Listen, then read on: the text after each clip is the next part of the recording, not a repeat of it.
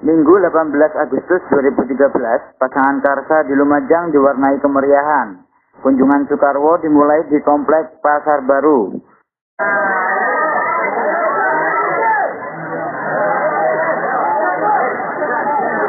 Di pasar tradisional ini, Soekarwo menyempatkan untuk berdialog langsung dengan pedagang.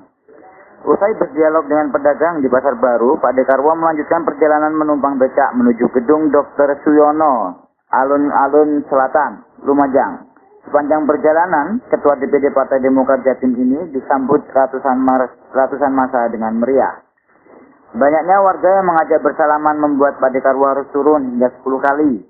Tiba di gedung Dr. Suyono, calon gubernur Jatim Soekarwo yang didampingi istri Nina Soekarwo langsung menggelar silaturahmi dengan guru PAUD atau pendidikan anak usia dini.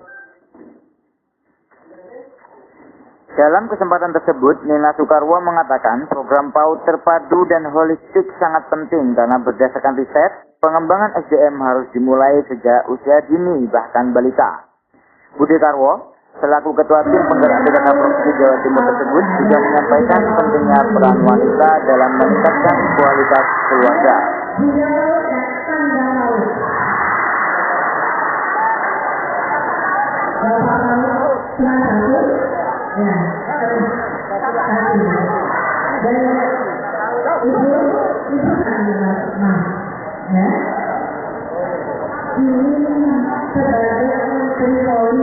Untuk menghantarkan anak-anak generasi emas itu menjadi generasi yang berkualitas dan luar biasa nantinya.